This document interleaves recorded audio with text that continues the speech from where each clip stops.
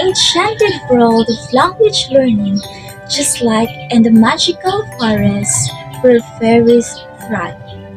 Learning happens when we are surrounded by meaningful situations. Hi, good morning to all of you. By the way, I am Fairy Kiwi, together with Fairy Mary, Fairy Eddie, Fairy Jenny, and Fairy Chami. And we are the Fairylicious Baddies. Today, we invite you to join us in exploring a powerful spell in language teaching, known as situational language teaching or situational approach. In this mystical method, learners, like fairies, don't learn by rules alone, but by experiencing and real situation. Come, let us take you through this magical journey ahead. Once upon a time, in the enchanted realm of language learning, there existed a powerful method known as situational language teaching.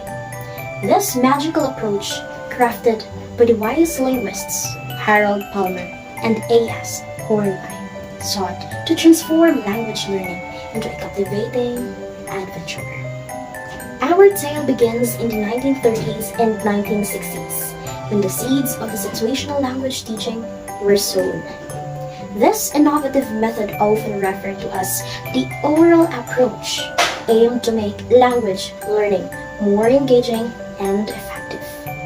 It was so powerful that it influenced language courses all over the world in 1980. One of the most famous textbooks based on this method was Streamlined Language, written by Hartley and Viney in 1979. This book was like a magical guide that helped learners explore the enchanted forest of language. At the heart of this magical method lay two key pillars: vocabulary control and grammar control.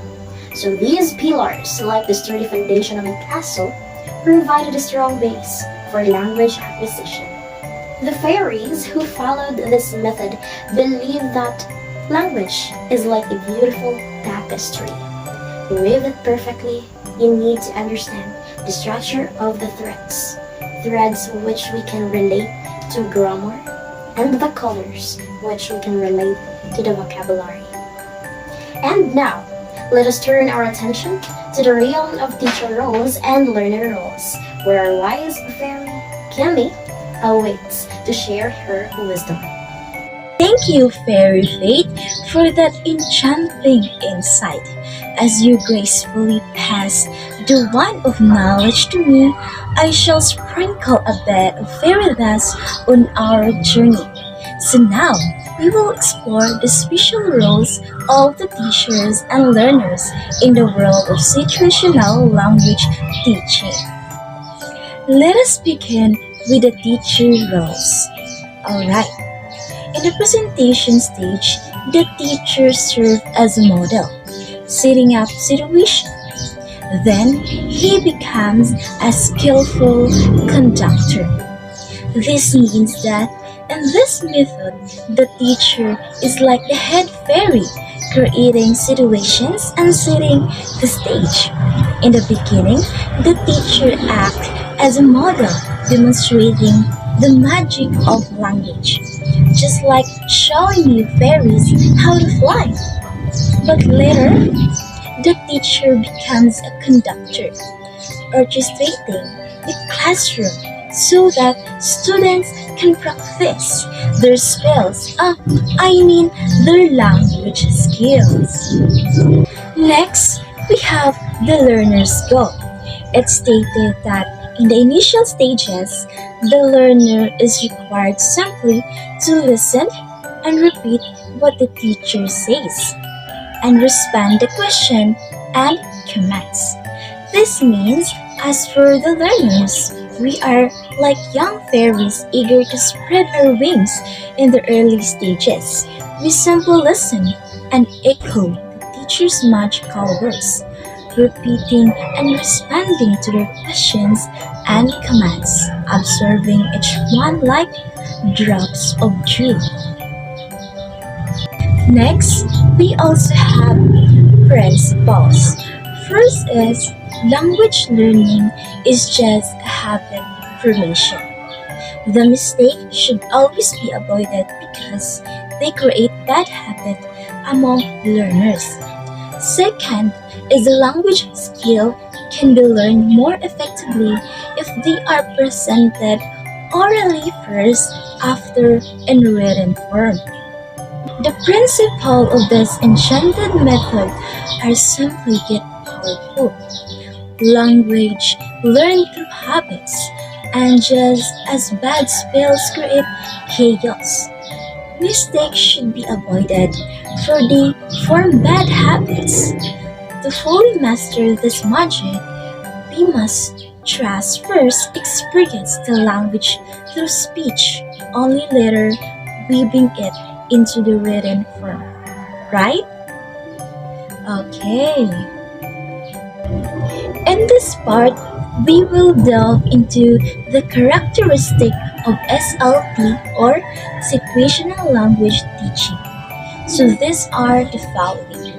First, we have begins with spoken language. This means that in the enchanted realm of learning, our journey starts with spoken words, like whisper in the wind. These words swirl around us, allowing us to feel the magic of language before we put pen to paper.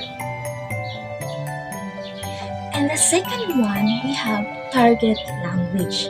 So the target language is the secret spell we aim to master. It's the special tongue we wish to learn. And we just like fairies, we immerse ourselves fully using in every part of our magical training. Third, we have new language points are introduced. New language points are in tiny sparks of light introduced one by one. These bright moments help us uncover new understanding, ensuring we don't get overwhelmed by too much magic at once. And the fourth one, vocabulary selection procedures. The words we learn are carefully selected, like gathering most precious flowers from the forest. This ensures that vocabulary we collect is the most useful and relevant to our magical journey. Fifth, we have items of grammar are graded following the principles. Grammar, the foundation of any good spell, is taught step by step, like climbing staircase to Grand Castle. Each step follow important principles, helping us strengthen our magical bit by bit. And lastly, we have reading and writing are introduced. Okay, so once we've mastered the spoken spells, we begin to read and write them down, transforming spoken magic into written words, just like inscribing words into ancient scrolls. Now, I pass the glowing wand of knowledge to the next fairy guide. Let's continue to discover more wonders together. Fairy Eddie, the virtual floor is all yours. Extraordinary explanation, Fairy Kim. The behaviorist background of situational language teaching focuses on learning through habit formation and repetition, drawing from principles of stimulus and response. It emphasizes processes over rules, where learners actively engage in context-driven practice, reinforcing correct language use through constant exposure. And these methods seek to condition responses, making language use automatic and instinctive in real-life situations. The learning process begins with receiving knowledge, where learners are exposed to new language input in meaningful contexts. And this is followed by repetition, which helps reinforce the material and solidify it in memory through constant practice. Finally, applying the knowledge in real-life situations allows learners to internalize the language, making it a natural part of their communication. The behaviorist theory of learning emphasizes habit formation through consistent and correct practice, believing that language is learned by imitating and repeating correct models. Mistakes are encouraged to prevent the formation of incorrect language habits, with accuracy being key to learning. The teacher plays a central role, first presenting language orally to build listening and speaking skills, and followed by written forms to reinforce the connection between spoken and written language. The ultimate goal of situational language teaching was to equip learners with the ability to use vocabulary and grammar accurately, pronounce words correctly, and communicate effectively in real-life situations. And now, let us embark on a journey through the enchanted realm of syllabus, techniques, and activities. Our wise fairy Jenny awaits to guide us through this magical landscape. What a blast, Fairy Ed! The syllabus of situational language teaching was carefully designed, incorporating wordless and structural activities. Grammar teaching involves presenting new sentence patterns in meaningful situations and practicing them through drills. First of the syllables and the activities are designed around a specific wordless and structured exercises. This means that lessons are carefully planned to introduce new vocabulary a systematic way. By using targeted activities, students can gradually build their language skills, focusing on both meaning and usage. Next, when it comes to teaching grammar, the approach is through situational presentations, that is, new sentence patterns, are introduced within everyday scenarios, like asking for directions or making a purchase.